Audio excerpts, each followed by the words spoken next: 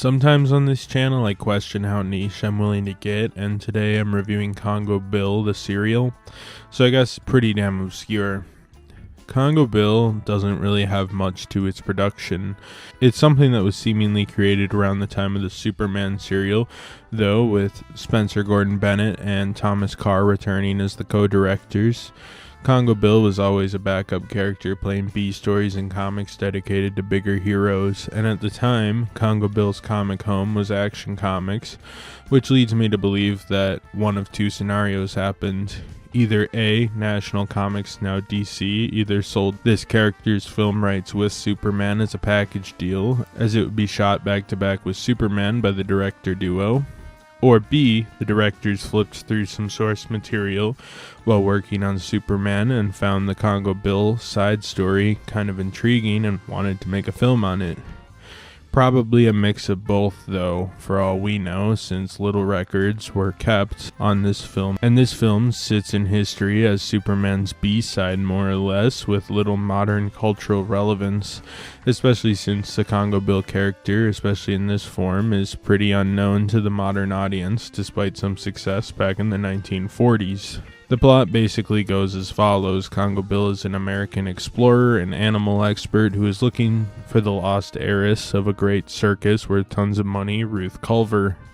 Ruth was thought dead, but rumblings are heard that she is the great white queen of an obscure African tribe. Are you the ruler of this valley? Yes, my people have honored me. And it's also a law that no one must trespass our domain. How else was I to speak to you? You entered the forbidden valley of Namu just to see me? That's right. Anyhow, the executors of her estate, Bernie and Tom, are hoping that Congo Bill doesn't find the woman, so they send various crooks, criminals, and animals off to sabotage his adventure. Bill finds Lorraine, the Great White Queen, or Ruth, and after some shenanigans, briefly pisses off these villagers before they calm down a bit.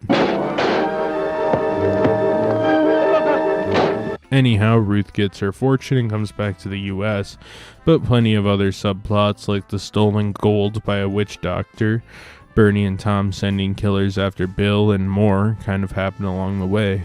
Congo Bill first appeared in More Fun Comics number 56 as one of the side stories. Congo Bill was always on the verge of greatness and never broke into mainstream comics. He would be shifted from More Fun Comics into Action Comics, which was one of National's flagpole titles next to Detective Comics and backup stories to Superman. This would be the character's status quo for about 19 years. He was Adventure Wilderness Man, and that was kind of it. That is until 1959, because that is when he got a magical ring in Action Comics 248 that allowed him to transform into a gorilla known as Kongorilla. Well, actually, it's a mind swap where he takes the gorilla's body and the gorilla takes his, but anyways, I've talked enough about this in the past and I will probably talk about it again, but DC had a problem in the 1950s, which was that superheroes weren't selling super well anymore, with the superhero line boiling down to just Batman, Superman, and Wonder Woman, with characters like Flash and Green Lantern being thrown to the sidelines. What was selling was romance, war, and gorillas, so DC started spicing up their line by adding gorillas to anything they possibly could fathom adding gorillas to, thus Congo Bill became Kongorilla. Sadly, this movie was a decade too early for this pivot in the character, but man, I would literally die for a Kongorilla movie, especially a dirt cheap one. I don't ask for much with these movies, but this is my formal request for James Gunn to make a Kongorilla movie. Though honestly, if the character doesn't show up in Creature Commandos or something soon, I would be kind of shocked. Regardless, that is it for characters they adapted. Every other character was totally original to the film. Sorry for the people who like my character histories. The rest is original, so that's all you get for this one. Congo Bill is Adventure Man, nothing too special about him. He's good with animals and likes exploring the jungle.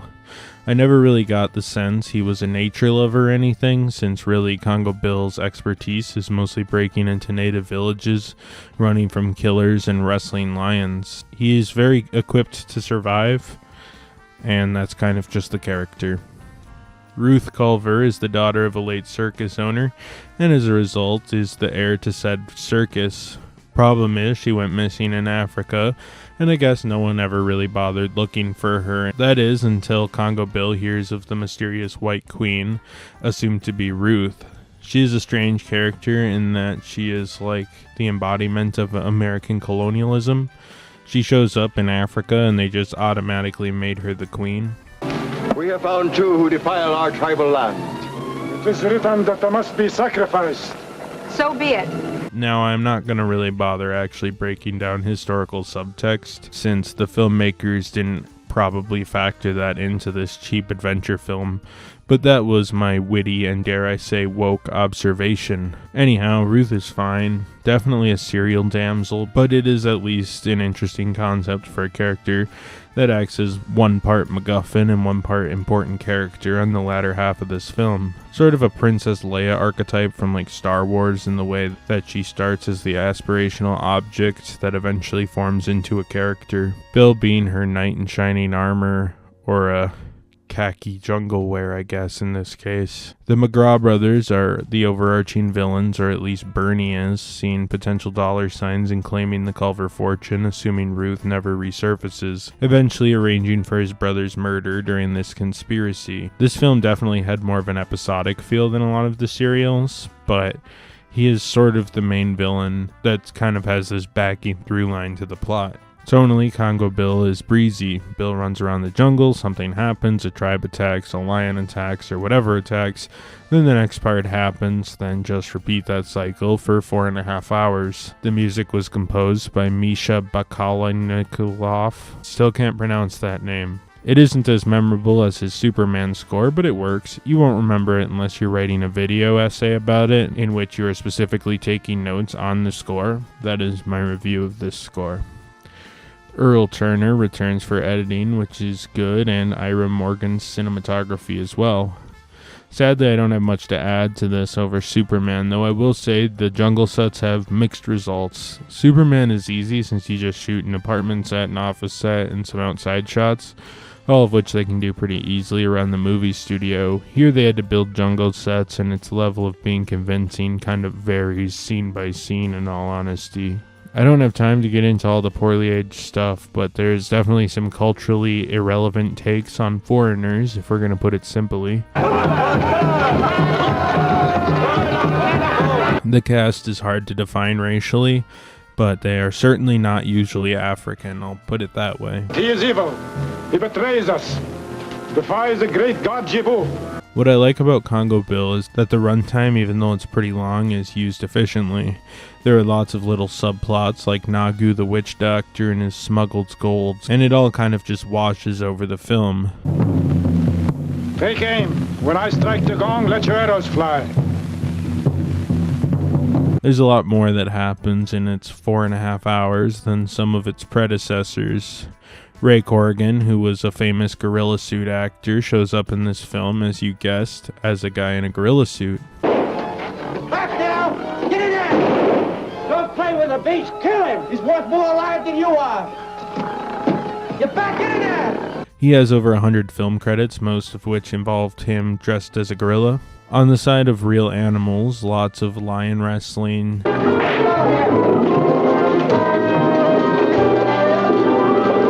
And look, the ethics of something like this back in the day weren't brought into question so much.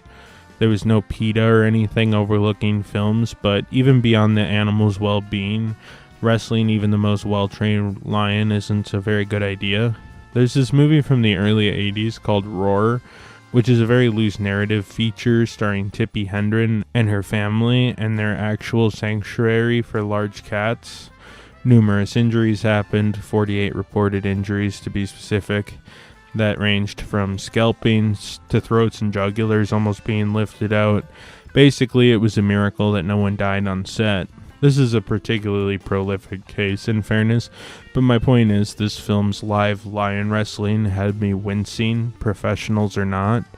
Sadly, the only print of this film I can find was pretty bad, so if you're watching these with me or have them on a list to watch in the future, prepare to watch a digitized version of a beat-down VHS recording of a pretty poor film print.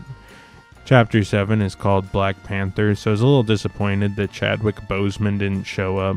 The fighting is a little Western-like. It's also a lot of really obviously fake scraps, but it gets the job done well enough. Overall, Congo Bill isn't the worst, and it's a cool extension of the Superman film, especially since the crew pulled over from that film almost in its entirety, top to bottom.